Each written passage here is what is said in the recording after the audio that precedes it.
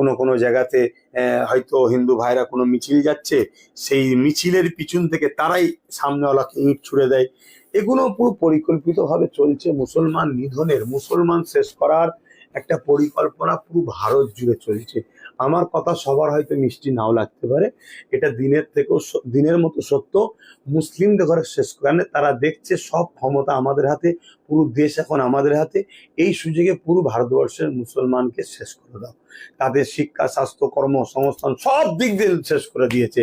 এবারে জানে মেরে হত্যা করে দেবার একটা প্ল্যান চলছে। সেই জায়গাতে যদি আমরা না এখনো সজাগ হই, আমরা যদি আমাদের যারা আমাদের পাশে দাঁড়াবে, সুখী দুঃখে দাঁড়াবে, আমাদের যদি নেতৃত্ব তৈরি না করি, আমরা যদি কারোর সঙ্গে পার্টিসিপেটের রাজ ক্ষমতা তৈরি না করি, যদি শুধু বলি ঠিক আছে তোমাকে দিয়ে দেবো, তোমাকে দিয়ে দেবো, তাহলে ধ্বংস হতে হবে। যেমন এই বিহারে দেখুন না, আজকে শুধু বলছে যারা 14% তারা 18%, 19%কে বলছে আমাদের ভোট দাও, আমরা মুখ্যমন্ত্রী হব। যারা 2% তারা বলছে আমরা উপমুখ্যমন্ত্রী হব। আর মুসলমান তোমরা বুড়া বলছো ঘাস কাটো, আর তোমাদের উপরে যখন জুলুম হবে আর হবে, আমরা তখন ফোন বন্ধ করে রাখবো। এই জায়গায় যতক্ষণ না মুসলিম তার নিজের নেতৃত্ব তৈরি করতে পারবে, রাজ লিডার তৈরি করতে পারবে, তখন মুসলিম সমাজের উপরে আগামী দিন আরো ভয়ানক বিপদ আসছে।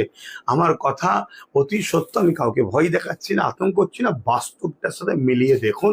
দেখে যদি মনে হয় জাগুন, না হয় আজকে বাপকে গাল খাওয়াতে হচ্ছে, মাকে গাল খাওয়াতে হচ্ছে, ভাইটা জেল খাটছে, তার গাড়ির কাজ ভাঙা হচ্ছে, তার শরীরের নবী বংশের বাচ্চার খুন তার শরীর জামাতে হচ্ছে, তার মাতাকে লক্ষ্য করে পুলিশ মারছে, তার টুপি অপমান করছে, এত কিছু সহ্য করার পরে বিজেপির দালাল থেকে শুরু করে মা বাপকে গাল সরতে কেন আজও সেই বলছি নওশাদ, সে আজও লড়ছে কেন?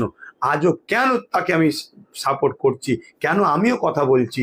কেন মুসলিম, আদিবাসী, দলিত, এসসি, এসটি, ওবিসি এরা বড় বিপদের মধ্যে আছে, গরিব শ্রেণী মানুষ বিপদে আছে, আর গরিবদের মধ্যে আবার মুসলমান সব থেকে বড় বিপদে আছে।